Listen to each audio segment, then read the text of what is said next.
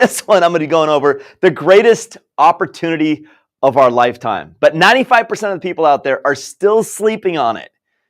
Could it be this? Could it be that Bitcoin is the greatest opportunity of our lifetime? In fact, just this week, it reached an all-time high of $123,000. So let's unpack this and let's just see if this could be it. Maybe you don't know about the stats around Bitcoin. Maybe this is the first time you're hearing about it, or maybe you've had some friends talk to you about it, or maybe you thought, God, what's this magic internet money out there? So before we dive into this, because this is probably one of the greatest topics of our working life, which is money, we have to look at money. What is money and what's happened to our money? Well, if you think about it, money, the power, our purchasing power of the dollar has decreased by 97% since 1913. So if you look at this, you're like, God, since 1913, the purchasing power of my dollar has gone down 97%. 97%. Like, how is that fair? Why should what you work for devalue through time? In fact, many of us, like, it's frustrating to think of that, but we've adopted this mindset of thinking that that's normal. It's normal to have something that we work so hard for devalue through time, and we call it inflation, whatever it is. But this is a fact. This is a statistic that essentially shows us if you had $1,000 back in 1913, till now, it would be worth $2 to $3. Okay, it's gone down 97%. Now, how is this fair? Why should one person work for what another person can print? Think of that. Why should one person work so hard for what another person can print? Meanwhile, if you think of this is the problem with money today, and would you call that money? Would you even call this money? Something that devalues if you don't do anything to it. We've been trained to think that way. Oh, we got to put it into an asset that appreciates. A home, real estate, security, a stock, some sort of investment vehicle that appreciates. But why should our dollar devalue? Well, because they print more of it, we have inflation, and simply that money supply increases in the world, which is devaluing the money that we hold. Whereas if you had Bitcoin in your portfolio, right now, it is the fifth biggest asset in the world. Think of that. The fifth biggest asset in the world. The fifth biggest. It is bigger than Amazon. It's getting close to Apple. And it's still not as big as gold. But think of this. It is coming for gold. But it's the fifth largest global asset with $2.3 trillion in market cap. Most people did not even know this because most people focus on the Mag 7, right? All of our tech stocks. You got Amazon in there. You got Google. You got Apple, Microsoft, NVIDIA coming in at $4 trillion right now. But Bitcoin, of all things, $2.3 trillion in market cap. The fifth biggest one. In fact, fifth biggest market cap, if in fact you actually put in $100 in Bitcoin, if you put in $100 in Bitcoin, well, we'll go over that later. Before we get there, think of this, $2 trillion, $2 trillion market cap. Well, what is that? $2 trillion is what? This is a small drop in the bucket compared to what's out there. You got gold at 22 trillion, art, cars, and collectibles at 27 trillion, the equities market at 135 trillion, real estate at 370 trillion, you got bonds at 318, and you got overall money supply. Now, the total global asset value is 1,000 trillion in the world. That's the breakdown of all the money in the world. 1,000 trillion. Bitcoin only has 2 trillion of that market cap. 2 trillion. So some people think, gosh, it's topped out or it's not going to be going up anymore. Well, think about it. Gold alone is 22 trillion. And we know Bitcoin is digital gold, right? In fact, it's even better than digital gold. It's better than gold because you can actually, it's decentralized. You can carry it anywhere in the world. It's secure. It's deflationary. If I asked you how many grams of gold are in the world, you probably couldn't answer how many grams of gold are in the world. You just couldn't answer that because that's not something that anyone really knows. Whereas if I asked you how much Bitcoin is remaining left to mine in the world, you could answer that. 450 Bitcoin are mined and come into circulation every single day. And by 2140, all of the Bitcoin will be mined. Right now, we have about 19.8 million that are in circulation. Another 1.2 million are yet to be mined. And we know to the exact amount of Bitcoin how much is left to be mined. So if you think about it, we know this is a deflationary asset. We know gold, if the demand for gold goes up, they will find more supply. It's not the same for Bitcoin.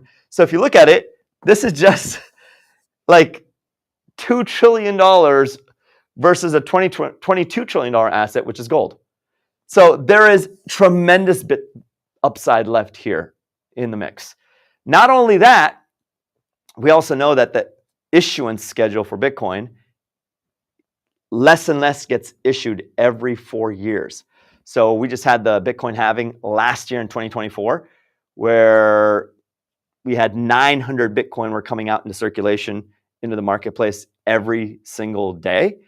After 2024 of April, it was 450. And in 2028, that will be cut down in half. And in 2032, that will be cut down in half. And in 2036, that will be cut down in half, all the way to 2140. So think about it. There is so much left to go here. And why is this a big deal? Because if you look at the entire global asset base, we got 27 trillion in art, cars, and collectibles. Why do people put their money in these things? So that way they can store their money. They can store value. Well, Bitcoin is the greatest store of that value. Let's go to the next one. If you would have put $100 into Bitcoin 13 years ago, take a look. It would be, put $100 into Bitcoin 13 years ago, it would be $2 million. 13 years ago, $2 million. That same $100, if you put it into gold 13 years ago, it would be $213. The same $100, if you put it into the S&P 13 years ago, would be $436. Yeah, that still is more. But think of this, 436 versus 2 million. That's the power of compounding your Bitcoin investment.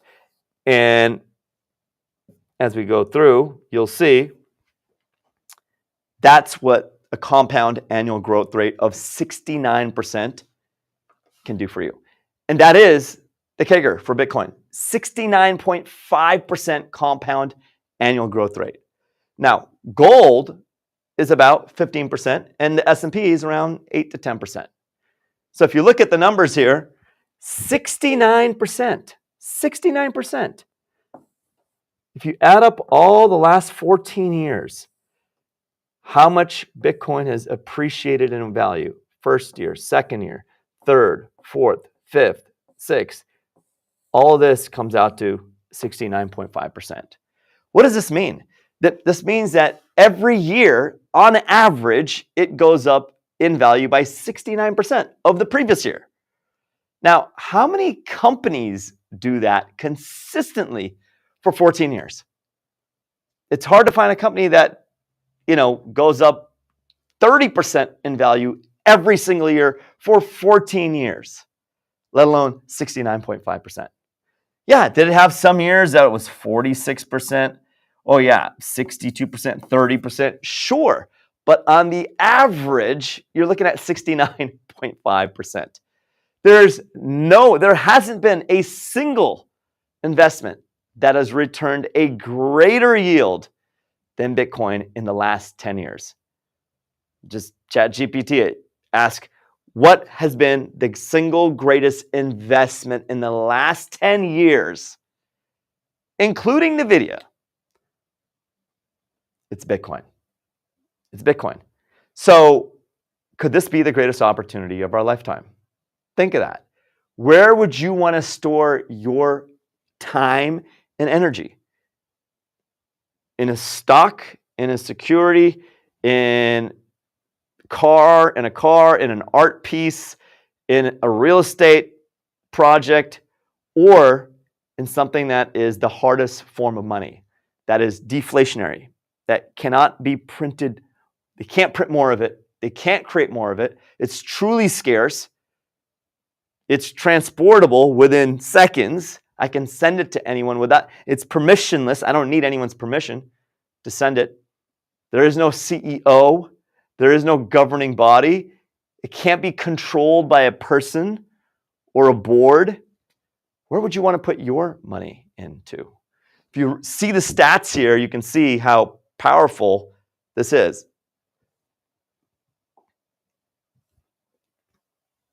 Top public Bitcoin treasury companies.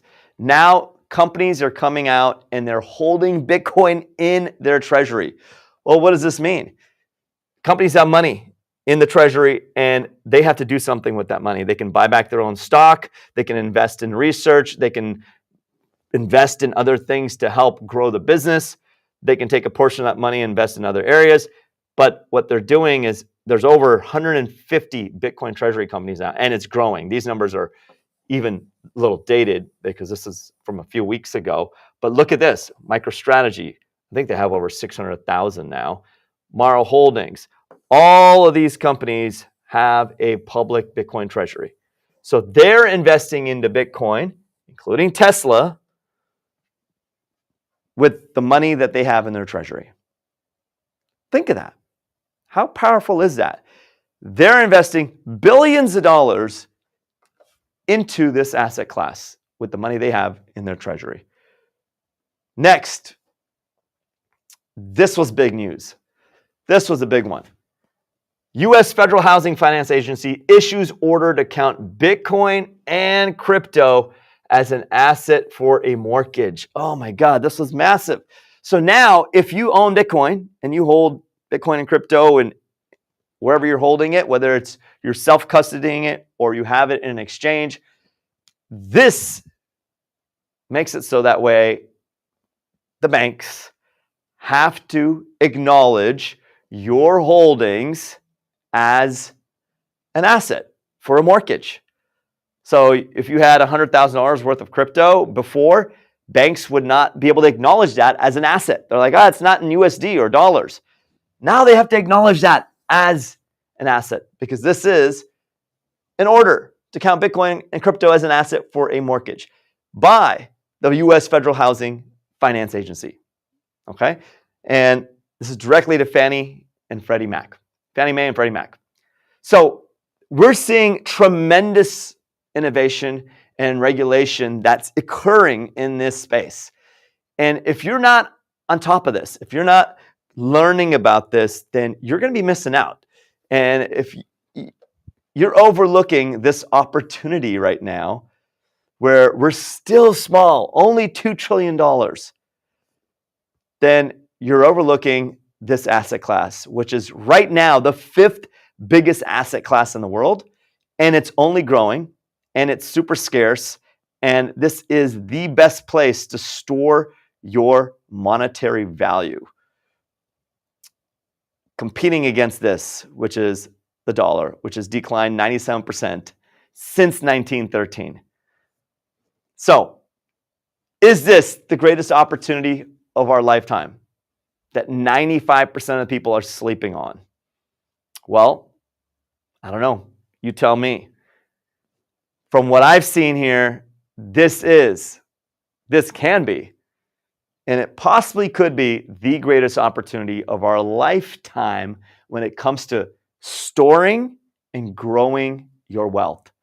So if you enjoyed this video and if you want to learn more about this space, do your own research. Obviously, nothing I say here should be taken as financial advice. I'm not a financial advisor, but I'm hoping to educate you on this topic and giving that breakthrough that should help you with taking your finances and taking your idea of money to the next level. This is another great book on it. It's called The Bitcoin Standard by Saifedean Ammous.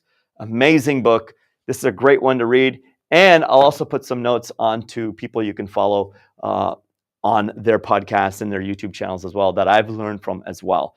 So hope you enjoyed this one today. I'm doing my best to live stream with you regularly. As always, have an incredible rest of your day. I'll see you on the next one.